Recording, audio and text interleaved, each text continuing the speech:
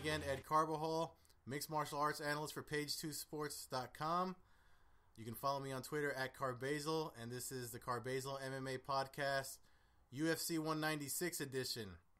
With me today, I have a very special guest, my co-pilot in life, my lover, my girlfriend, Christine. Say what's up, Christine. Hey, guys. What's up? So, me and her were talking all week about UFC 196, breaking down the card.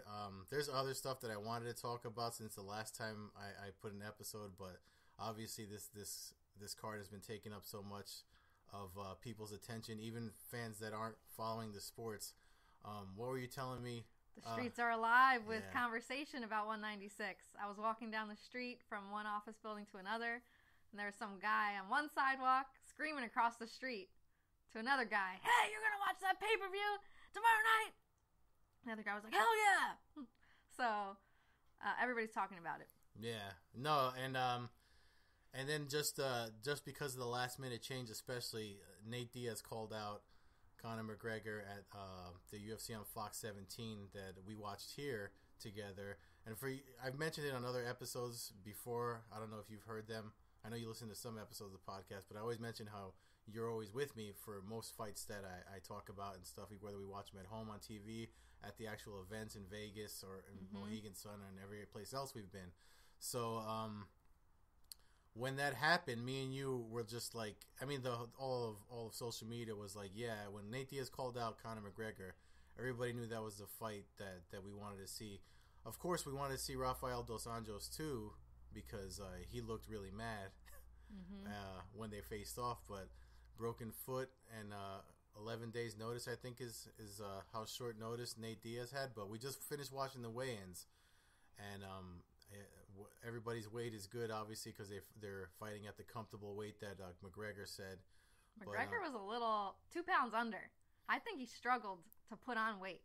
Yeah, he's a little dude, and I don't think you're wrong about that. But he also looks very anorexic at weigh-ins. His eyes are sunken when we went to UFC 189. True. He doesn't look like that now. He looked like an old man. No, he looked healthy, but you make a good point, because I'm wondering if he just took it easy, and if his cardio will suffer, or if he just feels overconfident in the fact that he thinks Nick Diaz will probably tire out fighting him. He called for a first round finish at the press conference. Well, I think what's going to happen tomorrow in terms of weight is McGregor's going to walk in there at 168, and Diaz is going to walk in heavier than 170 because he cut weight to get to 170, right?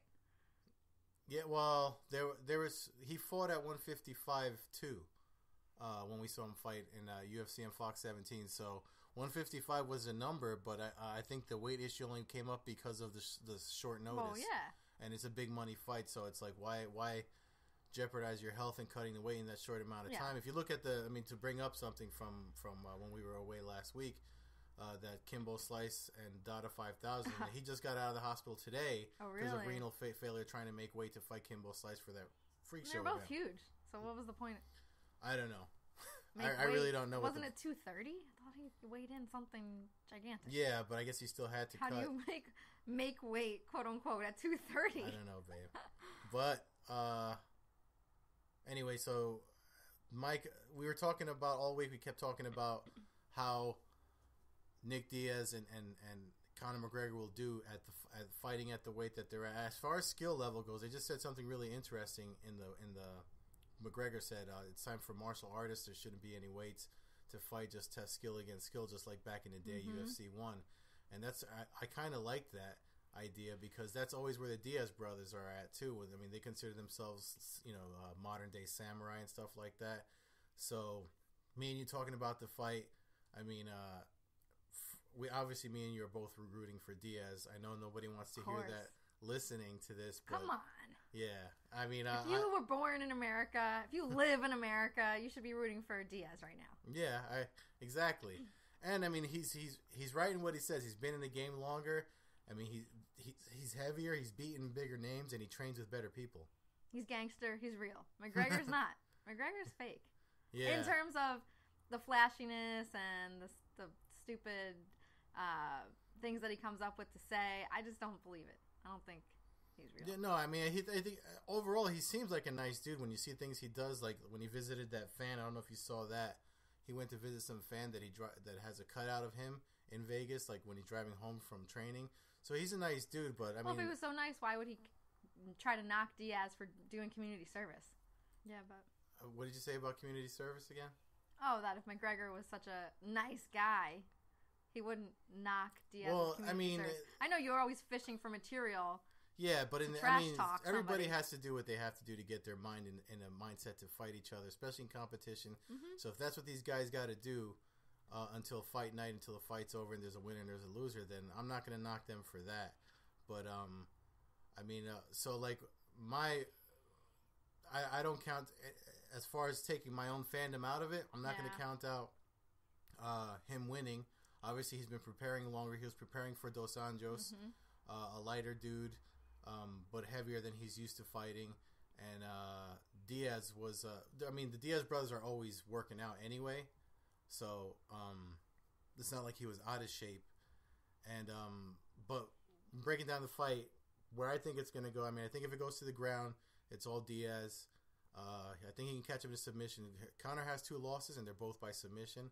So if Diaz catches him in a submission, or they get to the ground, and McGregor can't handle the pressure and the new weight class and all that to get out, I think Diaz has him.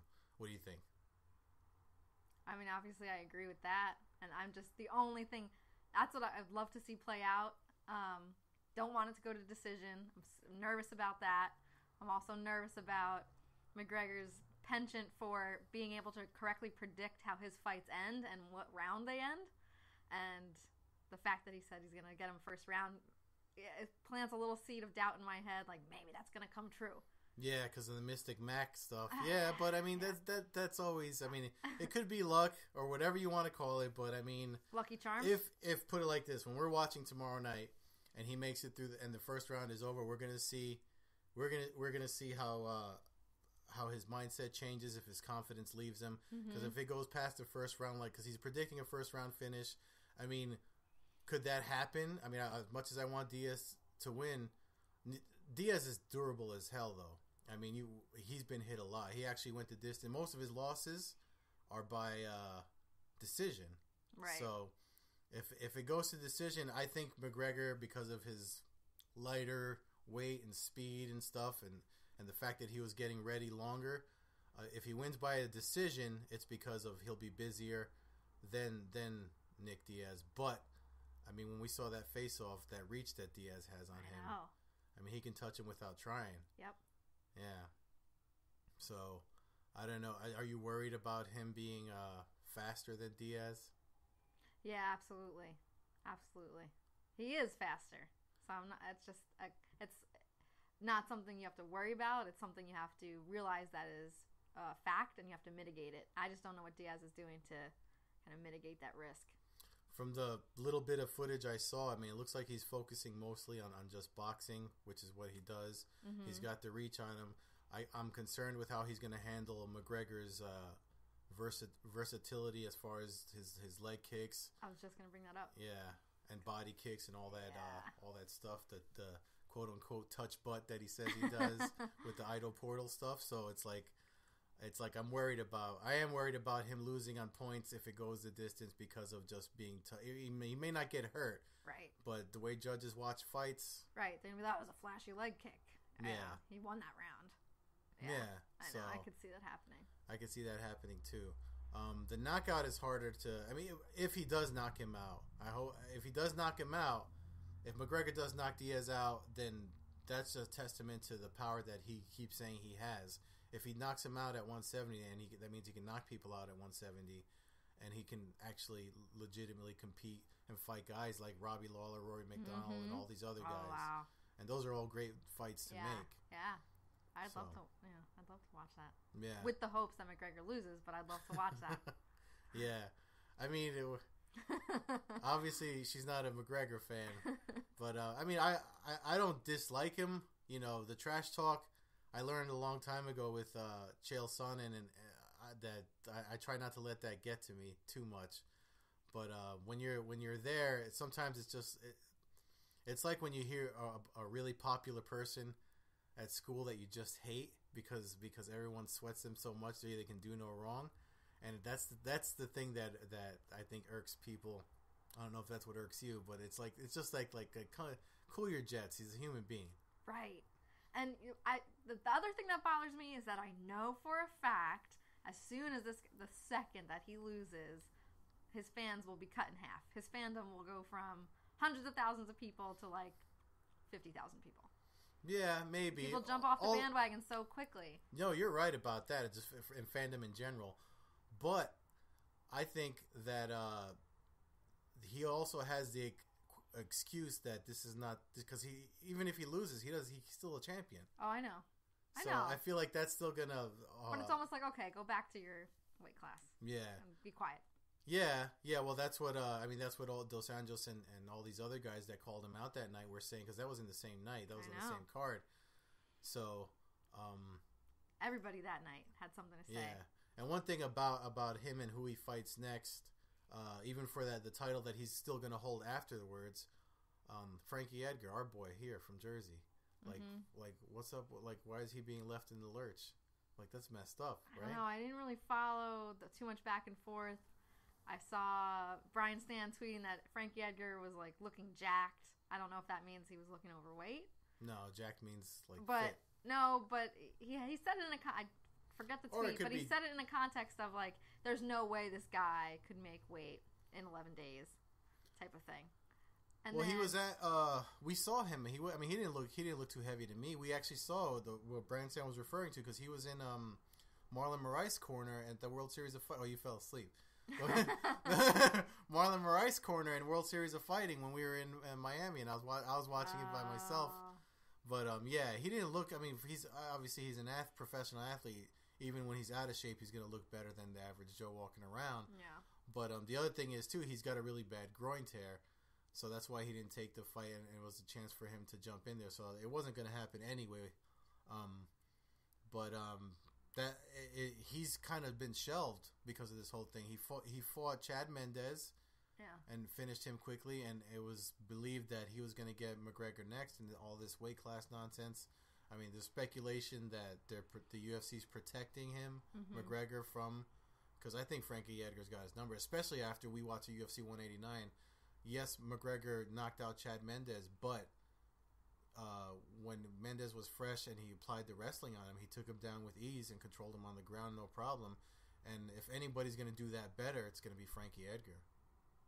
Yeah, I'd love to see Jersey. Speaking of Jersey fighters, Jim Miller's on the card. I was just going to bring that up because I want to see what you have to say, but I was going to just comment on the fact that sad to see him on, I think he's on like the Fight Pass prelims, right? Yeah, but I don't think it's sad, only because they were pretty public about saying they wanted to try to Fight Pass market Fight Pass better. So that's a good fight, actually. I mean, if anything, people would sign up for the free month to watch it, like I did for the Paige Van Zandt Sage Northcutt thing. Fight Pass doesn't pay us or anything, obviously, but we jumped on it, and they've added Glory Kickboxing and the EBI and all that stuff. So I'm excited. After this, there's something on tonight that I'll probably watch later. The Titan FC 37's on tonight. So it's like even with Comcast stripping off of our Bellator viewing, not just Bellator, lip sync battle. But so we still have fights to watch on Friday nights, like you and I like to do. Yeah. So I forgot what my point was. Oh, with Miller and Diego Sanchez. I mean, those are notable names. They've been fighting for a while. So I think that's a good way. I don't look at that as a minus. I look at it as a plus, and I'm actually looking forward to that fight. When I do my write up for Page 2 Sports, I'm gonna write about 3 fights of note. Me and you already talked at length about McGregor Diaz. I actually don't know who's gonna win, Miller and Diego Sanchez, only because, I feel like Miller's had a stroke of bad luck lately. And Diego's another durable guy. So just because I feel like Miller will fight harder to finally get a win, but Diego can take a lot of damage. So I don't even want to try to call that fight. But we'll watch that here before we head out to the... I was just going to say, we got to figure out our game plan. Yeah. What time we're going to come back here. watch the prelims, what time I want to head out to the bar. Yeah, we'll be here in time for the prelim. We'll watch the prelims. Then we're gonna obviously miss something in between. Yeah, but like while we're driving. Yeah, it's but I mean that's all right. We'll figure out a strategy. We'll figure it out. I mean, the fights that we miss, if they're showing them on Fox, I'll record it and catch them later. Oh yeah. But and then obviously the co-main event, the title fight on the card. Yeah. Holly Holm and Miesha Tate. I know you like Holly Holm. I do. But you know what? I don't know. Just after watching the weigh-ins and watching Miesha Tate talk, I just feel like she made some really good points. She could win. And actually, listening to Holly talk about Miesha made me second guess my pick of Holly. Like, that Miesha's more well-rounded and this is a different fight for me and I've been practicing everything. That's scary. If you've got to practice everything, that means you're not prepared in anything. Well, except obviously. I think obviously the striking game, her striking game is other level after she schooled Ronda Rousey and her years in the striking arts, not just boxing and kickboxing. And I found out earlier this week listening to Chael Sonnen's podcast that while she was doing boxing when she started picking it up, she did it at Jackson Winklejohn, the same training camp as John Jones and all those guys. And she just kind of like, while she was doing whatever she was doing, she was always watching MMA. So she was still absorbing mentally. And I think that's why she adapts so well. So as well-rounded as Miesha Tate is, and she's probably she's definitely more well-rounded than Ronda Rousey. Mm-hmm. I think I told you, I feel like Rousey would have won if she had imposed her judo on her. Like why are you gonna try to box a boxer? But I blame her training partner for that. Anyway, I mean her trainer for that Tvardian guy. But so you can't call it. You don't think Holly Holm can take it? No, I picked Holly Holm. Like on my pick'em game, that's what I picked. Oh, okay, yeah. Yeah. No, I have her picked too, but I wouldn't be surprised if the toughness of Miesha Tate comes through, and if she wins it and gets a belt. I mean, she was talking about retiring before this, so who knows? Mm-hmm. Who knows what's gonna happen? I mean, what else is there for her to do in terms of a career move? Is it to move weight classes? Miesha Tate, because she's always stuck at, what is she, number 3? She's number 1 right now. Number 1. Okay, so she's always stuck at number 1. She's at number 1, but she's got put on the back burner enough times that's why she thought about retiring, and I can't blame her for that. But anyway, she's fighting, and if she gets the title, then she'll obviously she can't retire because she'll have to defend it. Oh yeah. But I don't know if she'll. It didn't seem like a retirement thought was in her head getting ready for this. So if she loses, I'm wondering if she'll retire. What do you think? You think she'll retire if she loses? No, I don't. I think she'll probably be a little bit more, maybe just a little bit more quiet. Like if the UFC puts her on the back burner again, she'll probably be like, okay, and just hang out. Yeah.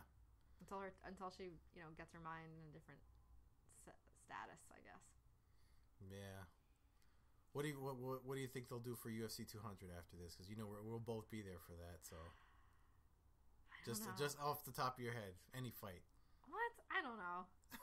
I can't imagine. I don't know. Because they announced John Jones and Cormier. They had like an unstoppable press conference. Did you hear anything about that? No, but I thought they were fighting before. Yeah, they're definitely fighting, but before 200. Fabricio Werdum and Stipe Miocic, I think that was already announced. I don't know. I really didn't watch the unstoppable thing, so. But Henry Cejudo and Demetrius Johnson are fighting.